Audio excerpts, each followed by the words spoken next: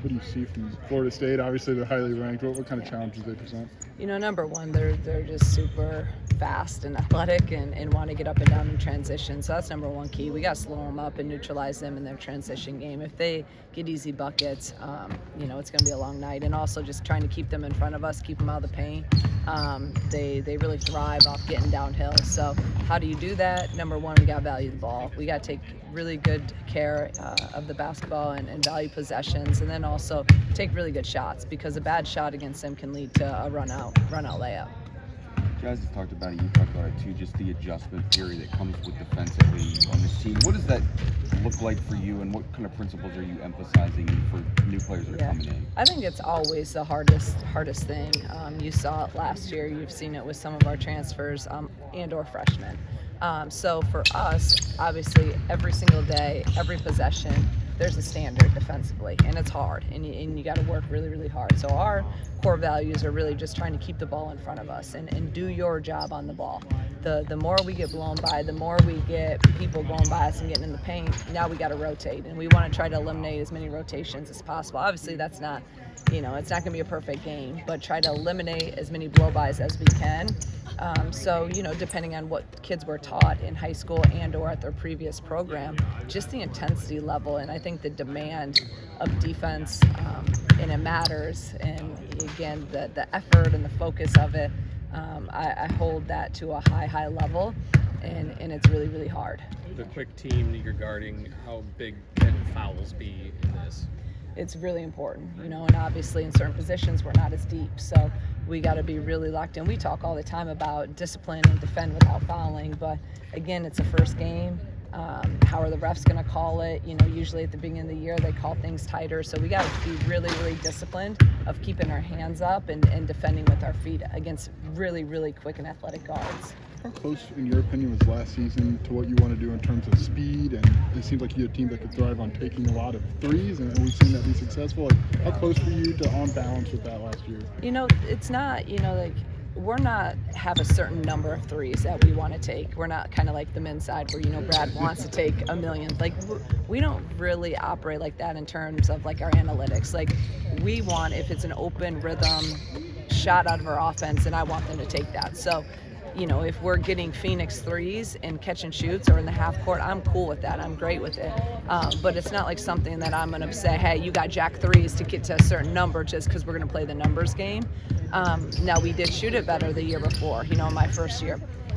It's interesting. I don't know why. I don't know, we shot more. So, I think this team, we have a lot of good shooters. We probably have more shooters than we did last year. So hopefully that number will go up. And again, if we're open, if they're a rhythm shot that we practice a lot, I want us to shoot any time that we're open. Kind of playing off of that, the field goal percentage is the same both years, with a 3-point change.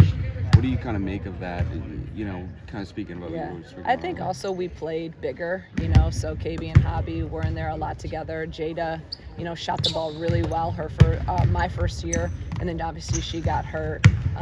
And then we, some of our players, Makaira, didn't shoot the ball from three well early on, and then she did late in the season. So we just weren't as consistent, and I think a lot of that, there's a lot of reasons why, but I do think we're built more this year to shoot the three better and more of them. So hopefully that's the case, but I think that a lot of factors played into that. Kendall talked about slow starts last season on Friday. In the off season, did you study that? And if so, what do you think maybe contributed to some of that? I mean, it's something we've looked at and talked about and tried to dissect and evaluate since last year. That's where last year we were still doing it, where we put into practice. We have a first quarter every day. And do we win, do we lose? At some point, I'm probably old school. At some point, you just got to be ready to go.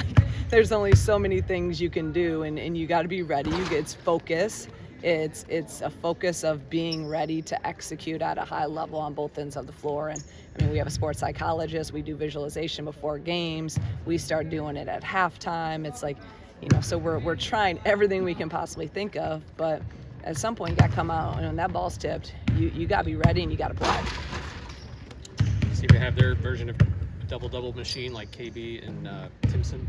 Yeah. What do you see in that matchup there between Kendall and her? Yeah, Timson's really good, and obviously she's a little bit different than KB, where Timson's long, she's super athletic, has a little bit more bounce, but KB's used to facing up against people that she's maybe not as athletic as and or undersized. I mean, we see that all the time against everyone we play. So KB just has to do what KB does, and that's be disciplined, it's have a high motor, it's do all the little things at an elite level. She also has a wide variety of skill set of herself, so she can attack Timson in some other ways, when she's on defense. Against her, especially keeping her off the boards, we got to be really, really fundamental in our box outs, because she's going to out-jump all of us, and that's okay. I tell our kids that all the time.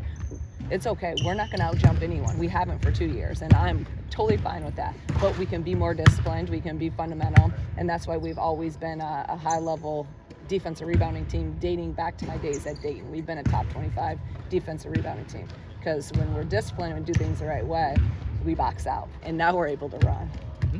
Shay talked about Jasmine kind of brings like a quiet, like a calming presence. Have you noticed that with her? Like, what is it about her that maybe allows to find that so early in being here? Yeah, she is. That's her personality. She's very just calm, cool, collected, and then she can go out there and kind of be a killer. So I think it's her. And I think that's good. I think everyone leads in different ways. Some people are super vocal, some people are more calm in it, and I see that being kind of her leadership style. So I'm challenging her all the time to be more of a leader, be more of a vocal presence, and get that experience this year, because next year obviously we're graduating a lot of our leaders. So, but no, she does. She just brings a calming presence to us. Your players have talked a lot about their confidence, having a good mindset. How do you make sure that when they're on the court against such a tough team, they keep their confidence high, keep their mindset in a good spot?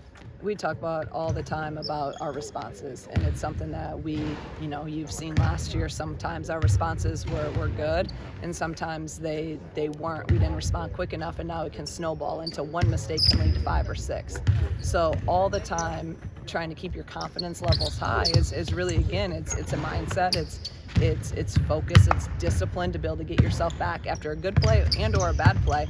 How are you going to respond? And basketball is a game of mistakes. There's going to be a lot of mistakes throughout a 40-minute game. The team that wins is the team that can respond quicker in a more positive way. And we've worked on that, for the last year and a half, a lot. You talked about just with Jazz, a holistic approach on Friday, but you seem to have done that with. That just seems to be a philosophy of the program. Yeah.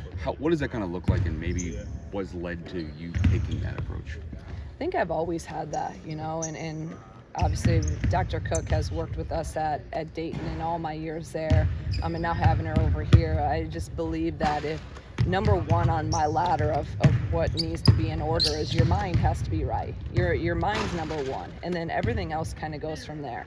Basketball can't be number one if your mindset's not right. So I've always just really believed in the mental approach and how powerful the mind is and your ability to produce and your ability to respond to adverse situations. So with that, we talk about it a lot. It's not just basketball, it's everything. Your mind, your nutrition, your strength and conditioning, your recovery, everything matters. And especially at the highest level, you gotta be elite in all those areas. So it's just something that we've always embraced, and now here at Illinois, you have the resources with personnel and also recovery and the equipment that you got to take advantage of it. So it's always been kind of who we are and what we want to be about. We talk about depth a lot, and I don't mean in terms of physically, but probably a better question for Micaiah or Jen, but to know that maybe they don't have to be like their best version every single night because there's more maybe around them. Like, how have you seen that, if at all, help them? I still want to be their not best to suggest version. you don't want them to, you know what I mean? Like, Yeah. No, 25 I don't know if they've really thought about it, and that's okay too. Like, I want them. My thing with them is also, and sometimes you see this with seniors and especially with fifth years, they want it so bad, right? They want it so bad. They have such high expectations, and sometimes it can paralyze you a little bit. Really the last few days, I'm just telling them, I just want them to play and be you and do what you do. They're almost trying so hard to make everything perfect, and then then you don't play like you're capable of playing. So right now my message is just be you, do you, go out there and have fun, like enjoy playing the game, you know, and then hopefully throughout these games, and they don't have to play 40 minutes, but if they're playing really well and they're in the condition to play, that they're going to do that too. Anyone, yeah, I'm going to keep who's playing well out there, but hopefully they'll see that and they can just be fresher in mind and then fresher in their body too. With the mental fortitude of your team, how is your squad embracing going into this game as the underdogs? I think, you know, that's what I like. I like being the underdog. I like having people overlook us.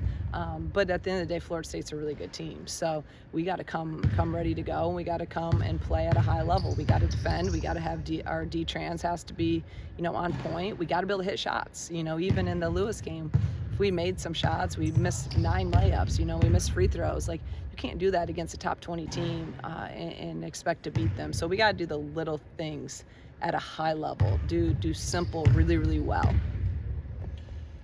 It's fair to say, only going off the news, is Gretchen maybe playing a little even more free and a little more confident? Not that she wasn't last year, but just is that a step there for her? Yeah, I think so. I think always as a year under your belt, I just think she's more confident just in general. She has an understanding of what's going on. It's not so unknown as a freshman. You just don't know what you don't know. Sometimes that's good, but sometimes that can be stressful. And now she's playing freer and more confident, and just really excited for her this season. Thank you, guys.